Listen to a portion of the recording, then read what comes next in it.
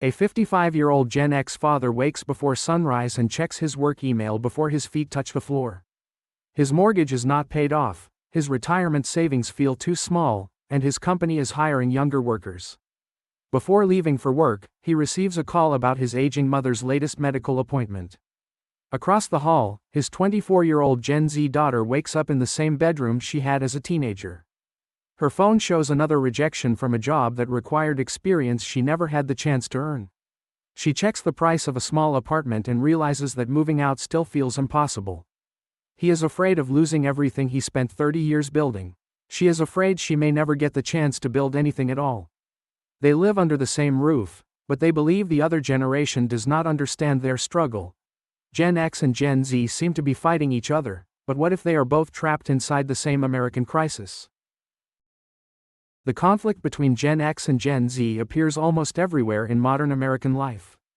At work, Gen X often sees younger employees asking for flexibility before they have proven themselves. Gen Z sees older managers expecting loyalty without offering real security in return. Gen X believes difficult years are something people must endure quietly. Gen Z believes staying silent only allows unhealthy systems to continue. Gen X may call younger workers too sensitive when they speak openly about stress. Gen Z may call older workers emotionally disconnected when they hide their pain. Gen X often thinks success comes from patience, sacrifice, and staying in the same job. Gen Z has watched loyal employees lose their jobs with little warning. To Gen X, quitting can look like weakness or a lack of discipline. To Gen Z, leaving a harmful workplace can feel like an act of survival. They argue about work, money, mental health, technology, and even the meaning of adulthood. Each generation believes the other made choices that created its own problems. But those choices were shaped by different fears, different opportunities, and different versions of America. To understand why they clash, we must first understand the worlds that raised them. Gen X grew up in an America where children were often expected to take care of themselves. Many returned from school to quiet homes while their parents were still at work. A house key around the neck became a small symbol of early independence. There were no smartphones to call for help, and no group chats to ask what to do next. When something went wrong, they were often told to solve it on their own. Adults praised children who stayed calm, caused no trouble, and needed very little attention. Fear, loneliness, and confusion were rarely discussed in the language of mental health. Many Gen X children learned to hide difficult emotions behind humor, silence, or rebellion. Television, music, shopping malls, and neighborhood streets became places where they could escape. They learned how to prepare food, manage problems, and move through the world without constant supervision. This freedom gave them confidence, creativity, and a powerful ability to adapt. But it also taught them that asking for help could be a sign of weakness. As adults, many carried that lesson into their jobs, marriages, and families. They became the people everyone could depend on, even when they were quietly falling apart. Gen X learned how to survive alone, but survival would later become a burden they could not easily put down. Gen Z grew up in a world where almost every moment could be recorded, shared, and judged. Their childhood photos did not stay inside family albums for long. As they became teenagers, social media turned everyday life into a public performance. A bad day at school could follow them home through messages, comments, and endless notifications. They were always connected, but connection did not always protect them from loneliness. Online, they saw classmates, celebrities, and strangers presenting lives that looked more successful than their own. Every achievement became something to compare, and every mistake felt impossible to hide. They learned to measure attention through views, likes, followers, and reactions. At the same time, news of violence, climate disasters, political conflict, and economic fear appeared constantly on their screens. Then the pandemic closed schools, interrupted friendships, and moved even more of their lives online. Gen Z developed a strong language for anxiety, trauma, boundaries, and mental health. But knowing the name of a problem did not always make the problem easier to escape. Many felt pressure to build a career, a personal brand, and a perfect identity before they fully understood who they were. Gen X was often left alone with its problems, while Gen Z felt watched while trying to solve its own. One generation came home to an empty house, while the other came home to an internet that never stopped watching. The workplace is where the conflict between Gen X and Gen Z becomes impossible to ignore. Gen X was taught that reliable workers arrive early, stay late, and do not complain. Many believed that sacrifice today would bring security, respect, and promotion tomorrow. So they accepted long hours, difficult managers, and responsibilities that were never written into their job descriptions. But over time, they watched loyal employees lose their jobs during layoffs, mergers, and corporate restructuring.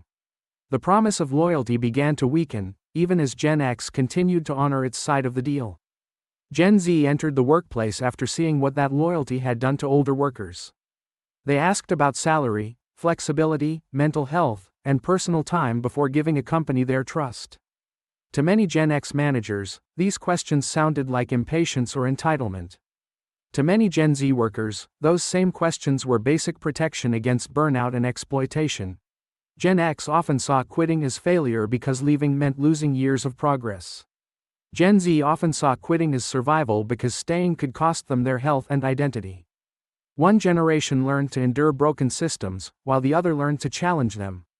Their conflict is not simply about work ethic, but about whether sacrifice still leads to a better future. Gen X sees boundaries as something earned, while Gen Z sees them as something every worker should have from the beginning. Money reveals one of the deepest differences between Gen X and Gen Z. Many Gen X adults spent decades building homes, careers, savings, and a sense of stability. From the outside, they may appear more secure than younger generations. But much of that security depends on keeping the same income for many more years. A mortgage, college costs, medical bills, and aging parents can quickly turn assets into pressure. For Gen X, losing a job may mean losing the life they worked 30 years to protect. Starting over in middle age can feel more frightening than staying in a job that is slowly exhausting them. Gen Z faces a different fear because many are still trying to reach the starting line. High rent, unstable work, student debt, and rising living costs make independence feel distant. Some remain in their childhood homes, not because they reject adulthood, but because adulthood has become expensive. They watch older generations own homes while they struggle to save enough for a deposit. Gen X is afraid of losing what it already has. Gen Z is afraid it may never have the chance to own anything at all. One generation protects a fragile version of the American dream, while the other questions whether that dream is still available. Their financial lives look different, but both are shaped by the same fear that hard work may no longer guarantee a secure future. Mental health reveals another deep divide between Gen X and Gen Z. Many Gen X adults grew up before anxiety, trauma, and burnout became common words. When they felt overwhelmed, they were often told to stay strong and keep moving. Sadness became a bad week, exhaustion became responsibility, and silence became self-control. Some learned to hide pain through work, humor, isolation, or habits they rarely questioned. Asking for therapy could feel like admitting that they were unable to manage their own lives. Gen X became highly skilled at surviving difficult moments without letting others see the cost. Gen Z entered adulthood with a much wider language for emotional pain. They speak openly about anxiety, depression, boundaries, trauma, and unhealthy relationships. To Gen X, this openness can sometimes look like oversharing or weakness. To Gen Z, the silence of older generations can look like denial. But being able to name a problem does not always make healing easy. Gen Z still faces loneliness, expensive treatment, online pressure, and mental health advice that may not be reliable. Gen X was taught to hide its pain, while Gen Z was encouraged to explain it. One generation became fluent in survival, while the other is still searching for a healthier way to live. But the deepest crisis in this story is not happening to Gen Z. It is happening quietly inside the lives of millions of Gen X adults. They are old enough to support aging parents, but still young enough to support adult children. Many are paying medical bills for one generation and living expenses for another. At the same time, they are trying to protect their jobs, homes, marriages, and retirement savings. The Gen X father we met earlier begins each day carrying all of these pressures at once. At work, he fears that one layoff could erase decades of progress. During lunch, he calls a doctor to discuss his mother's declining health. In the evening, he helps his daughter prepare for another job interview. Late at night, he opens his retirement account and realizes that time is becoming his greatest enemy. He cannot stop working, but his body is beginning to demand that he slow down. He wants to help everyone, yet he has never learned how to admit that he also needs help. Gen X is being asked to care for the past, finance the future, and somehow save itself. What looks like strength from the outside may actually be a person with no safe place to fall. The hidden crisis of Gen X is not that they are weak, but that they have been strong for too long. This is where the story takes an unexpected turn. Gen X and Gen Z are not fighting because they are complete opposites. They are fighting because both generations feel that there is not enough to go around. There are not enough secure jobs, affordable homes, quiet hours, or clear paths to the future. Gen X fears being replaced before it has saved enough to retire. Gen Z fears being locked out before its adult life has truly begun. In the workplace, they compete for stability, recognition, flexibility, and opportunity. At home, they may depend on the same paycheck while blaming each other for the pressure. Gen X looks at Gen Z and sees a generation asking for too much. Gen Z looks at Gen X and sees a generation that accepted too little. But both are responding to an economy that demands more while promising less. Their anger moves sideways toward each other instead of upward toward the systems creating the fear. The real conflict is not Gen X against Gen Z, but scarcity against everyone. One generation is trying to protect a future that is slipping away, while the other is trying to enter a future that feels closed. Once they understand this, the generation war begins to look less like a battle and more like a shared warning. If Gen X and Gen Z stop blaming each other, they may discover that each generation carries something the other needs. Gen Z can learn from Gen X how to keep moving when life is uncertain and no perfect answer exists. Gen X can show younger workers that patience, discipline, and experience still matter. It can also remind Gen Z that not every difficult moment is a sign that something must be abandoned. But Gen X can learn from Gen Z that endurance should not require silence. Gen Z can show older workers that boundaries, honest conversations, and asking for help are not signs of weakness. Gen X knows how to survive pressure, while Gen Z knows how to question why that pressure exists. Together, they can build workplaces and families that value both resilience and emotional health. They do not need to agree on everything to recognize that neither generation can solve these problems alone. Gen X knows how to endure, and Gen Z knows how to demand change, but America may need both. That evening, the Gen X father returns home carrying worries he still does not know how to explain.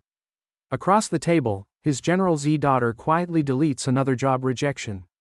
For a moment, neither of them knows what to say. Then he asks her how the interview went. She admits that it did not go well, but she will try again tomorrow. He pauses, then offers to review her resume with her. It is a small gesture, but it begins to close the distance between them. They finally understand that both have been trying to protect the same family from different fears. Gen X survived by learning not to need anyone, while Gen Z survives by refusing to pretend that no one needs help. They were never enemies, they were simply taught to survive different versions of America.